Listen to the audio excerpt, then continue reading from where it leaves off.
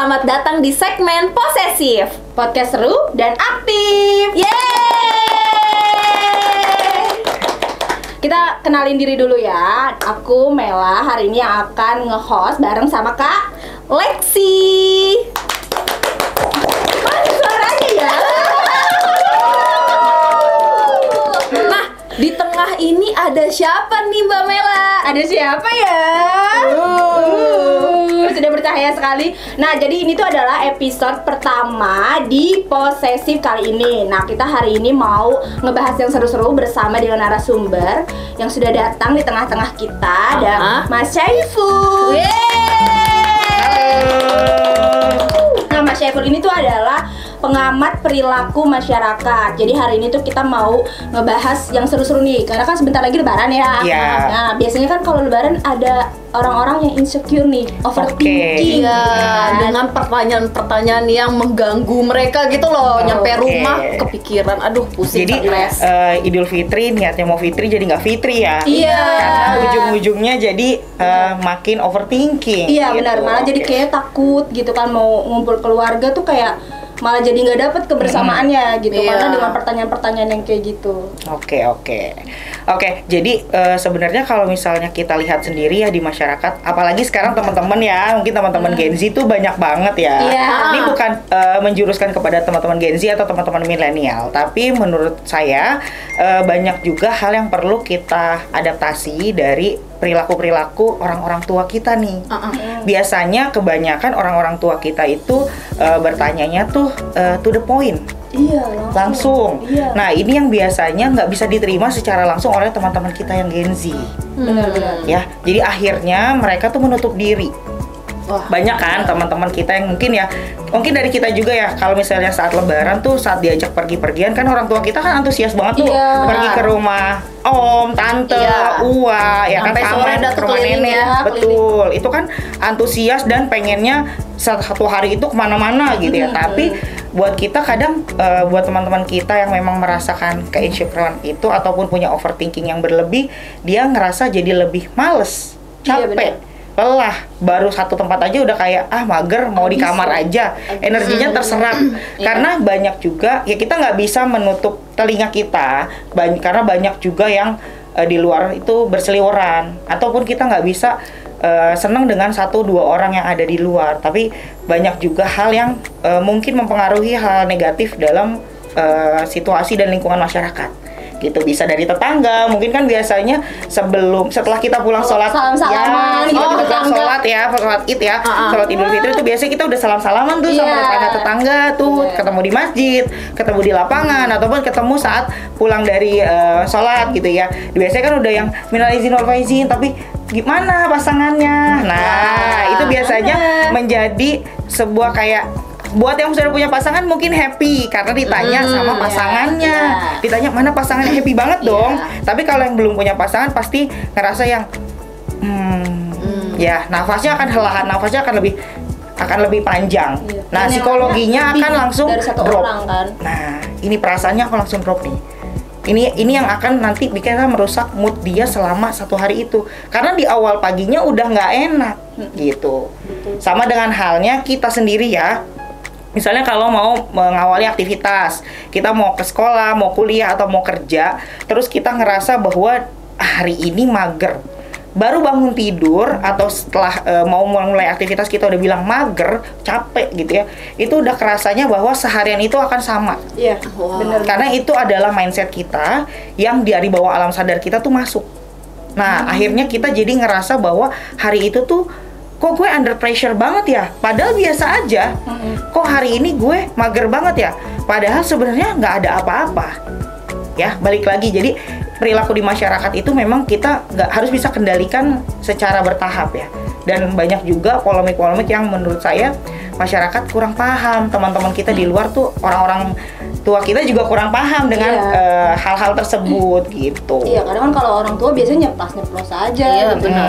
Kadang-kadang kalau aku sih mikirnya ternyata lebaran tuh enakan pas kecil. Iya, betul. Kalau pas kecil kan kita kayak keliling ke rumah keluarga, senang mau dapat duit, beli baju baru gitu. Kalau misalnya sekarang tuh kayak ketemu keluarga, aduh, ntar ditanya apa lagi ya gitu. Yang udah nikah, ntar ditanya kok belum punya anak? Nah, itu. Ntar udah misalnya udah punya anak, kapan nambah lagi? Nah, Kalau enggak aku paling sering biasanya suka di komentarnya anaknya kok kecil, umur segini kok kecil banget gitu. Jadi kayak mau ketemu orang-orang akhirnya tuh males. Betul. Gitu. Jadi kayak nggak semangat untuk apa ya, silaturahmi, untuk ngobrol sama orang gitu. Kayaknya males untuk basa-basi lah istilahnya gitu. Iya. Itu sih yang biasanya jadi faktor utama kita kenapa sih setiap tahun akan ada suasana lebaran yang berbeda dan tapi ada suasana yang berulang. Dan suasana lebaran yang berulang ini akan merusak mood kita secara langsung ataupun tidak langsung. Biasanya banyak juga yang kayak tadi saya bilang punya pasangan, mana pasangannya, mana calonnya, apalagi kalau sudah di masa-masa usia 30-an lah gitu ya, 25 ke atas biasanya itu sudah sering banget ditanya oleh budenya, tantenya, neneknya, omnya, pamannya atau siapapun itu ataupun keluarga-keluarga terdekat. Karena kadang biasanya juga ada usia-usia yang di bawahnya dia sudah menikah atau sudah punya anak. Nah, tapi sebenarnya yang namanya pernikahan, yang namanya jodoh itu tidak terbatas oleh usia. Jadi harus diubah nih dari stigma masyarakatnya juga. Jadi sebenarnya menikah itu bukan karena usia, tapi karena kita siap. Benar. Ya, kemudian memiliki anak itu bukan karena kita hanya ingin orang-orang tuh, oh dia udah punya anak, oh dia udah ini, kita merasa berhasil, merasa hebat, merasa bangga. Tapi kita belum dibekali dengan parenting yang baik. Jadi harus dipersiapkan juga nih. Kalau yang mau punya anak berarti harus belajar parentingnya dulu, belajar ngurus babynya gimana sih, terus pola asuhnya seperti apa sih, itu harus dipikirin mateng dulu deh. Terus kalau yang mau menikah, yang nikah muda ya pastiin dulu ke depannya itu bukan hanya menikah itu bukan hanya satu hari dengan pesta yang megah atau mewah. Tapi after dari pernikahan itu akan ada proses atau step-step yang lain. Ya, mulai dari proses mungkin makin harus yang sebelumnya aktivitasnya bangun sendiri, mandi, berangkat kerja atau berangkat kampus selesai. Tapi sekarang kan bangun tidur harus ngurusin suami, harus welcome to istri ataupun keluarga, misalnya tinggal sama keluarga suami atau istri sama mertua kayak gitu ya. Itu kan jadi polemik banget ya. Mungkin yang sudah menikah yang sama mertua tuh bisa dibilang kadang akur, kadang enggak. Nah, ini juga sebenarnya balik lagi ke polemiknya si orang tua kita gitu. Jadi harus ditanamkan dulu nih pola perilaku masyarakatnya, dibenahi dulu. Jangan usia 25 tahun kalau belum menikah itu udah ketuaan, capek gimana ya, kayak ngerasa bahwa udah di fase yang udah deh lu harus nikah deh buru-buru, terus akhirnya salah langkah. Jadi riset membuktikan bahwa di Indonesia saat ini ya mengalami penurunan jumlah pencatatan pernikahan atau pendaftaran pernikahan. Iya benar. Iya. Banyak yang nggak mau. Ya karena udah berpikir panjang gitu kan Terus dari. kayaknya ada pengaruh dari sosial media juga sih. Betul. Jadi kalau misalnya ada yang belum nikah terus ngelihat sosial media, misalnya temennya berantem lah di posting atau apa di posting gitu kan, akhirnya jadi kayak yang belum nikah tuh jadi ke-trigger kayak kok kehidupan pernikahan kayaknya kurang menyenangkan gitu. Jadi memang yang harus perlu kita perhatikan dari saat ini yang kita lakukan adalah pengamatan yang kita lihat dari riset yang sudah ada, memang penurunan ini sangat signifikan dari tahun ke tahun. Jadi mungkin kalau yang kita lihat banyak teman-teman wanita yang memang sudah bersolo karir, yang sudah menjadi wanita tangguh, wanita strong di luar sana, yang saya lihat adalah mereka sudah tidak membutuhkan laki-laki yang memang hanya membuat aktivitas mereka terganggu. Akhirnya mereka memutuskan, gue enjoy dengan kesendirian gue. Yaitu balik lagi ke diri kita masing-masing ya. Atau mungkin dari mereka juga ada yang memiliki trauma-trauma dengan pasangan. Yang akhirnya mereka menarik diri untuk tidak berpasangan dulu. Tapi fase ini juga harus diubah, bahwa lambat laun kita memang harus memiliki kehidupan yang memiliki teman ngobrol. Pasangan itu sebenarnya bukan yang harus cantik, harus ganteng, harus kaya, harus materi, harus A, B, C sampai Z. Tapi ya perlu diketahui adalah pasangan itu adalah teman ngobrol. Karena cantik bisa luntur, kaya bisa jadi turun, tahta, harta bisa hilang, habis. Tapi kalau untuk asik ngobrol, asik itu seumur hidup. Ya, jadi kita lebih ke teman ngobrol sebenarnya. Butuh pasangan tuh sudah butuh teman ngobrol yang bisa ngobrol hal apapun. Dari contohnya mulai ngobrol tentang kehidupan pribadi, kemudian teman. Jadi bisa jadi sahabat, bisa jadi kakak, bisa jadi ayah, bisa jadi ibu. pokoknya harus bisa jadi soulmate-nya kita gitu. Jangan sampai kita punya pasangan tuh cuman ya udah yang penting gue dinafkahin. Itu buat yang perempuan ya. Jangan, tolong jangan hanya cuma untuk yang penting duitnya. Jangan, tolong jangan. Ini nggak akan long last. Ya benar. Nggak akan long last kenapa? Karena mindsetnya udah salah dari awal tuh udah perilakunya udah salah. Jadi kalau dilanjutin akan berdampak negatif lagi buat diri kita gitu. Terus ada yang berpikir bahwa ya udah kalau misalnya udah dinikahin ya udah mau gimana pun ya jalanin aja. Itu juga nggak bisa. Aduh, nggak bisa. Karena misalkan apabila ada yang namanya hal yang namanya dalam rumah tangga ya nggak mungkin selalu jalan mulus gitu aja. Pasti ada halangan, rintangan yang menghadang, ya kan? Terus kita gimana cara mengantisipasinya? Pelan-pelan lah. Pelan-pelan, mungkin kalau butuh bisa dikomunikasikan bersama berdua di kamar, ngobrol dari deep talk ya, dari hati ke hati, curhat apa sih yang kamu rasain, apa sih yang aku rasain, apa sih yang kita pengen tuju ke depannya, itu boleh. Tapi kalau memang sampai udah deep talk berdua tuh nggak bisa, boleh cari praktisi yang memang bisa menjembatani ya, bisa konseling sama pakar pernikahan, ataupun kalau memang salah satunya butuh ke psikolog, silakan ke praktisi yang memang sudah mumpuni di hal tersebut gitu. Jadi alangkah baiknya kita jangan melibatkan orang tua dulu nih ingat ya, jangan melibatkan orang tua dulu dalam hubungan kalian bersuami istri atau berpasangan. Kalau sampai keluarga atau orang tua itu ikut campur, ini akan berdampak buruk ke depannya, apalagi bagi yang sudah memiliki anak ini akan menjadi korban ya. Perhatikan baik-baik, jadi jangan sampai orang tua atau di luaran kita nih tahu dulu nih tentang hal yang kita lagi gunjang-ganjing gini, tapi alangkah baiknya kita ke praktisi dulu ya. Kalau memang harus konseling sama konsultan pernikahan ya carilah yang memang menurut kalian terpercaya, dengan budget kalian yang cukup gitu, ataupun ke psikolog salah satu, mungkin suami ke psikolog A, istri ke psikolog B. Nanti tapi psikolog ini yang memiliki mungkin di satu naungan, jadi mereka bisa compare gitu. Jangan dengan psikolog yang satu gitu, satu orang terus dengan dua orang ini nggak akan masuk. Harus beda menurut aku ya, ini harus beda, psikolognya harus beda, tapi dinaungi dalam lembaga yang sama. Jadi mereka akan bentrokin masalah yang si istri tuh cenderungannya ke sini loh, si suami keresahannya ini loh, yuk solusinya apa? Mereka yang akan nyari solusi itu, dan kalian akan terima. Mungkin harus ada proses mediasi, harus ada proses konseling, hipnoterapi atau apapun, itu balik lagi sama metode yang digunakan oleh psikolognya ataupun metode yang digunakan oleh si konseling pernikahan tersebut. Dan komunikasi kayak gini juga diperlukan pada saat misalnya mereka masih berjuang untuk punya anak gitu kan. Jadi kan otomatis kalau misalnya ketemu keluarga biasanya sering dikomentarin di perempuan ya. Pasti dia yang ditanya kenapa belum hamil gini-gini, itu kan pasti selalu di perempuan gitu. Jadi bagaimana caranya suami ini tuh bisa mensupport gitu. Misalnya kayak dari keluarganya justru yang bertanya gitu kan ke pihak kita gitu, kayak ke perempuan gitu, nanya kapan hamil gitu kan. Kadang jarang ya nanyanya ke anaknya, biasanya selalu ke menantu kan. Iya, apalagi bukan mertuanya deh, saudara dari suami kita gitu ya. Kayak misalkan udah berapa tahun gitu, 3 tahun, belum punya anak gitu kan. Wah, itu tuh dari rumah tuh udah kayak wanti-wanti, Mas gitu kan.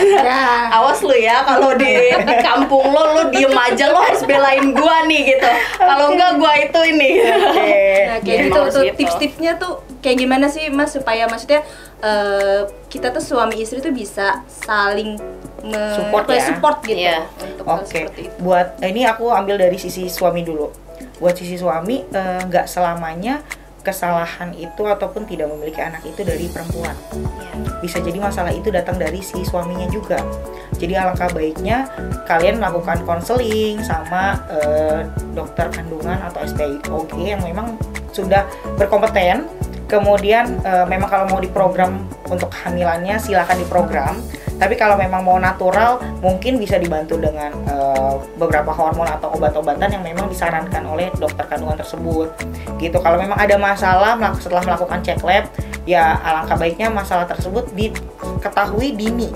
Jadi dari awal tuh udah tahu. Contoh, misalnya, ada masalah nih di kandungan istrinya. Contoh ada kerobekan apa, atau ada maaf ya, ada miom atau ada kista, itu harus diketahui dari awal gitu. Karena sebenarnya kadang yang banyak di masyarakat tuh nggak tahu hal itu. Jadi kayak ya udah suami istri satu kamar hamil, nggak semudah itu. Balik lagi ya, jodoh, rizki, anak itu termasuk rezeki ya.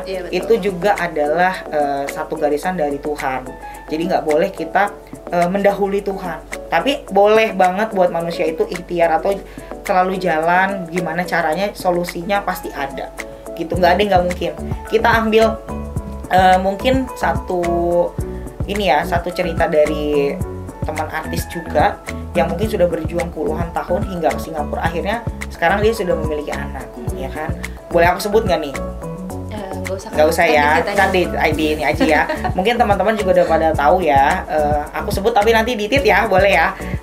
Ini bukannya mau ini, tapi ini buat pelajaran. Ini buat pelajaran aja, buat edukasi kita. Teman-teman artis kita yang mungkin saat ini juga sudah hijrah, insya Allah semoga dia juga bisa terus long last sama suaminya, sama keluarganya.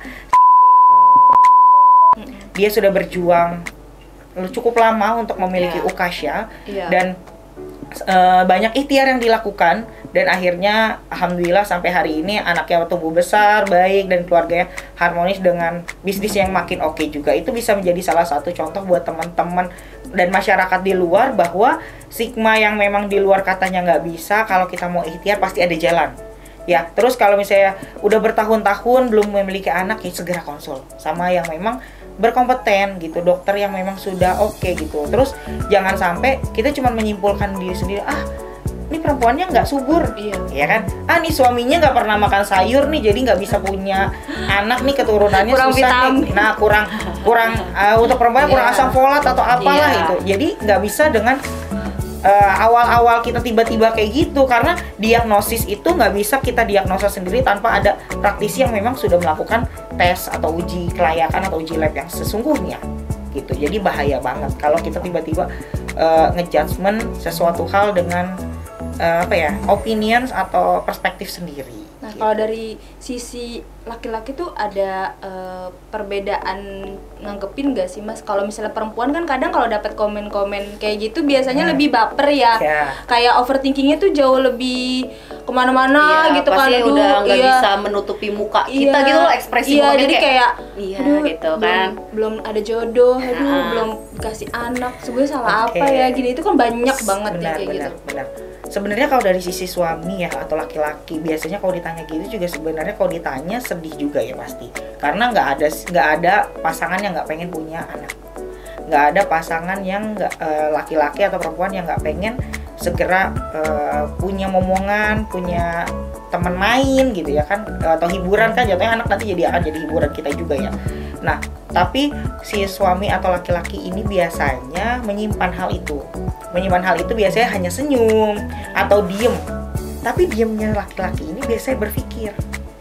Kalau perempuan kan langsung kelihatan ya ekspresi wajahnya tuh kayak contoh kapan isi langsung udah ekspresi wajahnya tuh udah kelihatan, udah nggak enak, males, udah langsung bad mood, langsung drop gitu ya. Tapi kalau suami kan pasti iya doain ya gitu, atau hanya keep. Tapi sebenarnya dalam hatinya, pikirannya dia berpikir. Yang dia pikirkan pertama adalah istrinya. Gimana kalau yang ditanya itu istrinya? Pertama itu pasti. Yang kedua adalah emosinya dia. Emosinya dia tuh pasti akan ngerasa yang aduh kenapa sih harus terjadi kayak gini, harus nanya gini, jadi bikin boring. Tapi dia akan diam, nggak akan ceritakan atau nggak akan keluarkan unek-uneknya dia. Karena laki-laki memang sifatnya yang lebih deep. Nanti biasanya ada kalanya saat dia marah atau dia capek baru itu meledak. Nah jadi buat teman-teman juga yang memang sudah jadi suami atau teman-teman laki-laki yang lain di luar, jangan terlalu dipendam. Harus benar-benar unek-unek itu bisa dikeluarkan dengan contoh, carilah teman curhat yang memang cocok. Bisa mungkin dari kakak, adik, atau sahabat yang memang bisa diajak deep talk. Tapi bener-bener yang deep talknya tuh sebenarnya kalian tuh cuma butuh didengar aja, nggak perlu dapat saran. Ya bukan menghakimi atau yang mengajarkan. Karena kalau nanti dihakimi atau diajarin, jadinya jatuhnya malas lagi untuk ceritanya. Cukup dari teman yang bisa jadi pendengar yang baik aja. Itu sih. Dan bisa jaga rahasia. Kadang kita dapat teman tuh udah dapat bocor. Nah, temboknya. Udah dapet yang bener asik nih buat ngobrol. Ternyata nggak bisa jaga rahasia, akhirnya kok orang nggak jadi tahu ya cerita gue, padahal gue cuma cerita si A. Nah itu jadi akhirnya kita jadi males cerita. Balik lagi deh ke mood awal lagi yang akan ngekip semuanya dari lingkungan di masyarakat. Akhirnya kita sendiri yang pressure, kita sendiri yang mendem, capek, nanti saat ada bom waktunya meledak di semua. Makanya ketiba-tiba ya, laki-laki nih tiba-tiba, hati-hati ya yang sudah bersuami, hati-hati kalau tiba-tiba suaminya marah, meledak, yang biasanya nggak pernah marah tiba-tiba marah. Bisa jadi sebenarnya itu adalah bom waktu yang sudah disimpan cukup lama. Nah, alangkah baiknya kalian nih buat yang sudah menikah, sebelum melakukan tidur malam ya, biasanya lakukanlah ngobrol-ngobrol aktivitas harian aja. Contoh kayak yang perempuan nanya, gimana aktivitas kamu hari ini, Mas? Ya kan?